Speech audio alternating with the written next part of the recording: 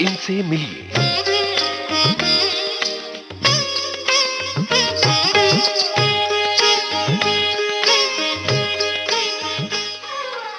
इनसे मिलिए कार्यक्रम में आज हम आपकी मुलाकात करवा रहे हैं पार्श्व गायिका वसुंधरा दास से।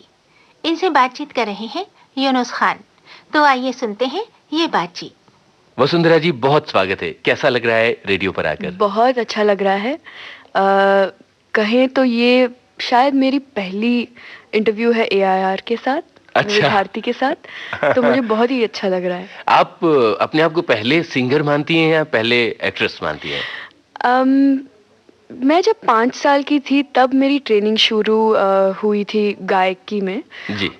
तो अगर आप टाइम के हिसाब से लें तो पहले मैं सिंगर ही थी। अच्छा। और एक्टिंग जो है अभी 5 साल ही हुए हैं जी। एक्टिंग करते हुए। तो मैं ये समझती हूँ कि मेरा एक्सपीरियंस जो रहा है ज़्यादातर सिंगिंग में ही रहा है। और अभी 5 साल हो गए हैं कि मैं अभिनेत्री भी बन गई हूँ। तो जी। एक जमाने में इंडस्ट्री में जो एक्टर्स होते थे वो खुद सिंगर्स भी हुआ करते थे, जैसे अशोक कुमार साहब और कुंदनलाल सहगल, किशोर कुमार खुद। तो आपको लगता है कि ये जो एक्टिंग की स्किल है इसका आपको गाने में फायदा मिलेगा या गाने की स्किल है उसका एक्टिंग में फायदा मिलेगा? ये तो सवाल बहुत बढ़िया किया आपने, बिकॉज मैं ये समझती हूँ कि जो भी मेरा एक्सपीरियंस गाने में है वो एक्टिंग में भी मेरा बहुत साथ देता है। जी। और जो मेरा एक्सपीरियंस एक्टिंग में होता है वो जब मैं प्लेबैक करती हूँ या मैं गाती हूँ या रिकॉर्डिंग करती हूँ या शोज करती हूँ तो उसमें बहुत ही यूजफुल होते हैं ये एक्सपीरियंसेस। तो I feel that they are complementary, दोनों एक दूसरे को कॉम्प्लीमेंट करती हैं। बिल्कुल। अच्छा, ये बताएं कि आपका बचपन कैसा था और कितनी शरारती थी आप बचपन में? मेरा बचपन तो बहुत ही नॉर्मल सा था। मैं इकलौती बेटी हूँ अपने माँ बाप के और सबसे छोटी पोती हूँ अपने दादा और दादी की। जी। मेरी दादी जो थी वो मेरी पहली गुरु थी क्लासिकल गायकी में। तो मैं जब 5 साल की थी तब उन्होंने मुझे बिठाकर बोला कि मैं जानती हूँ कि तुम में वो है जी कि तुम गा सकती हो, तो मैं आपको सिखाना चाहूँगी अभी। एंड उस वक्त तो मेरा दिमागी लेवल जो था बहुत ही शरारती था। मुझे बाहर अपने दोस्तों के साथ खेलना था। You know I wanted to be outdoors most of the time, जैसे 5 साल के बच्चे होते हैं। जी।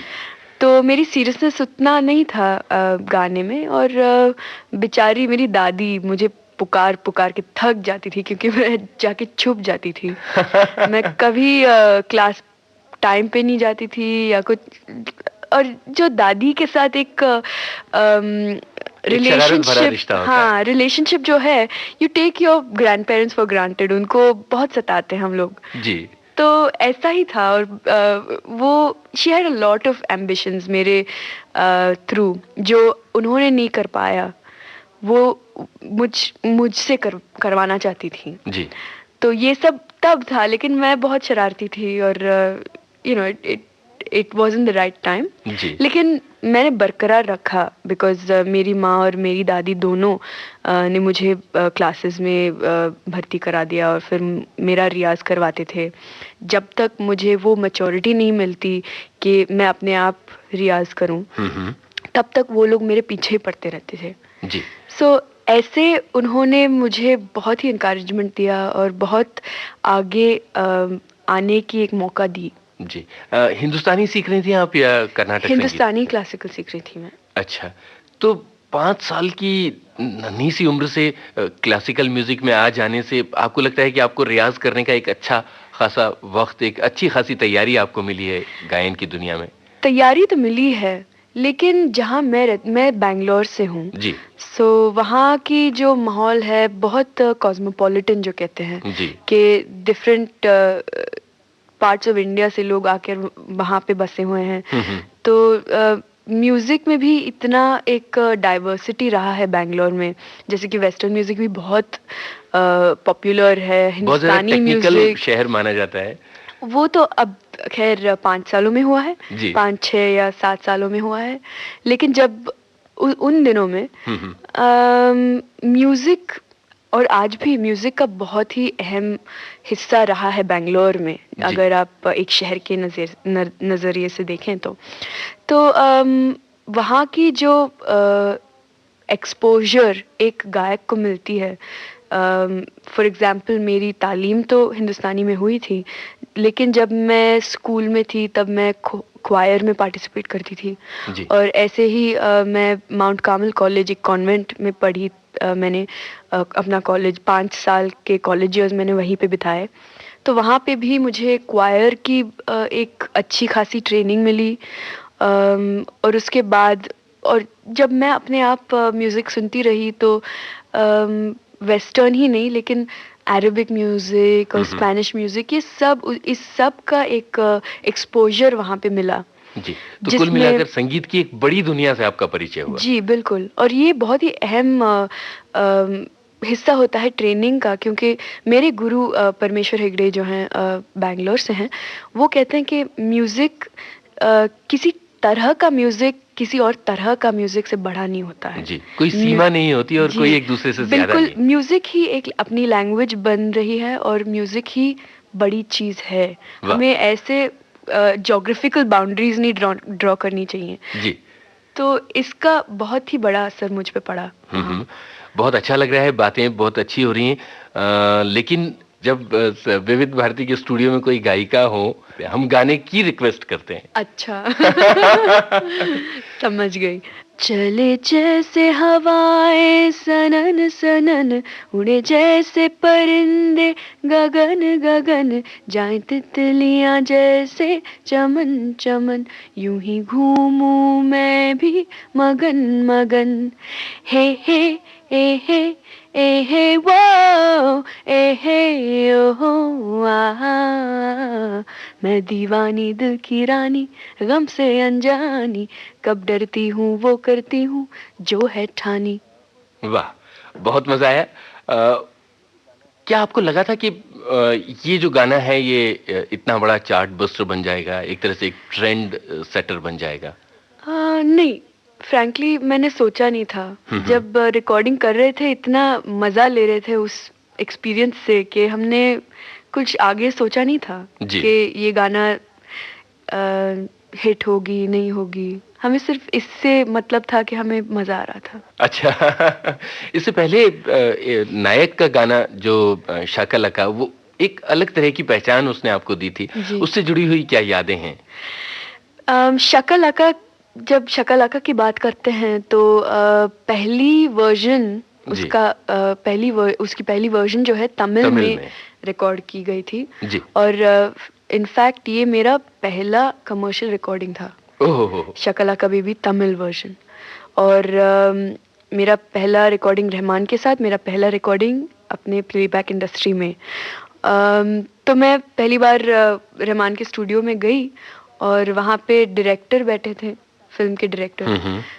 इसका मूवी का तमिल नाम था मुदलवन जी, शंकर ने डायरेक्ट किया था।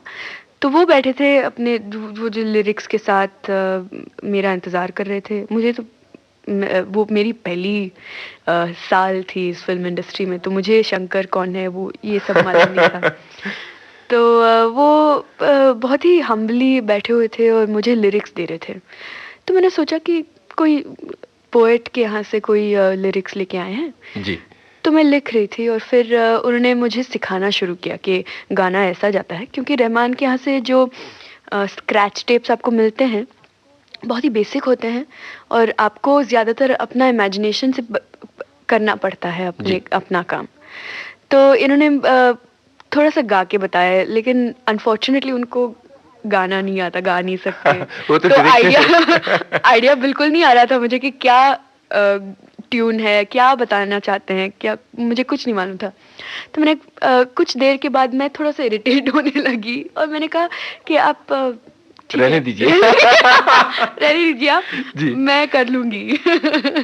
लेकिन वो तो बहुत ही कूल काम थे, उन्हें समझ लिया बोलने हाँ कि आप ही करेंगे। तो उसके बाद जब मैं अपना प्रिपरेशन करके वापस रिकॉर्डिंग थिएटर में आई तब पता चला कि ये डायरेक्टर हैं फिल्म के, तो मैंने उनको थोड़ा सा शायद इंसल्ट किया है इन अनजाने में जी। लेकिन वो बिल्कुल नहीं भड़के या कुछ उन पे असर नहीं हुआ। और गाने में जब हम रिकॉर्ड कर रहे थे गाने को, तब बहुत ही मज़ा आ रहा था, क्योंकि ये तो एक तमिल गाना था लेकिन ड्रम एंड बेस में। ड्रम एंड बेस जो है बहुत ही वेस्टर्न जॉनर ऑफ म्यूजिक था, और तब बहुत ही ट्रेंड में था, और बहुत you know it was in at that time. तो I was under the impression that या तो ये बहुत बड़ी हिट होगी या तो कोई नहीं सुनने वाला हुआ इसका। तो मैं जब रिकॉर्डिंग थिएटर से बाहर आई, I remember calling my mother and telling her कि this is it, it's either going to be a very big hit और it's going to be a big flop, मुझे पता नहीं।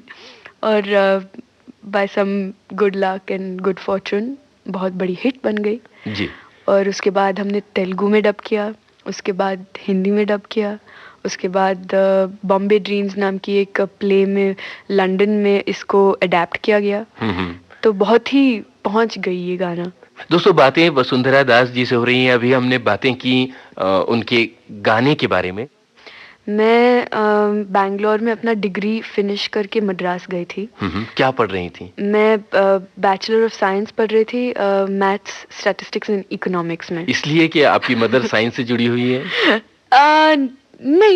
नहीं, मेरी मदर का कोई इसमें दखल नहीं था। हाँ, दखल नहीं था बिल्कुल। लेकिन I think by the process of elimination मुझे बायोलॉजी बिल्कुल नहीं पढ़ना था। अच्छा। मुझे ये मेंढकों को काटना नहीं था, ये सब नहीं करना था। मुझे केमिस्ट्री भी बहुत अच्छी नहीं लगती थी, तो मैं केमिस्ट्री नहीं पढ़ना चाहती। So by some elimination process I felt के मैथ्स, स्टैटिस्टिक्स बहुत ही सेफ देखते हैं, फिर मैनेजमेंट में शायद एक राह मिल जाए जी। तो ऐसे इरादे से मैंने ये कोर्स की थी। लेकिन उसके बाद मैंने सोचा कि इतना पढ़ लिया है, ये तो सिंपल कोर्स नहीं था, बहुत पढ़ाई थी इसमें। और उसके बाद I felt like I deserved a break of a year to go and follow my dream. तो मैंने एक डील किया मेरे पेरेंट्स से। हम तो ब्राह्मण फैमिली, मिडिल क्लास फैमिली से आते हैं, तो ये ऐसे break in your studies and all is not ever heard of in our families.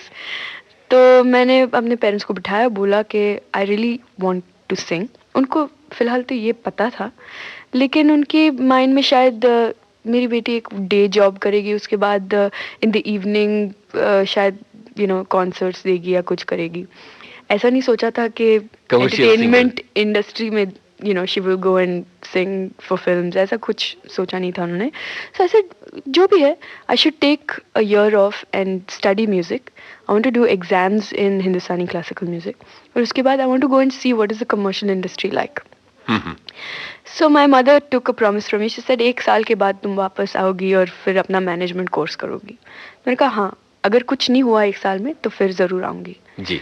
तो ऐसे मैं मद्रास गई, क्योंकि उनको बॉम्बे से थोड़ा सा डर लग रहा था। मुझे एक एल्बम बनाना था अपने लिए जी। And so first record label I met was Magna sound, और उन्होंने मेरा ऑडिशन सुना और तुरंत साइन कर लिया। तो मैं वहाँ से कहीं और नहीं गई। Then they put me in touch with one of their music composers, Praveen Mani नाम के म्यूजिक कंपोजर के साथ जी। और हम लोगों ने काम करना शुरू दिया एक डेमो पे।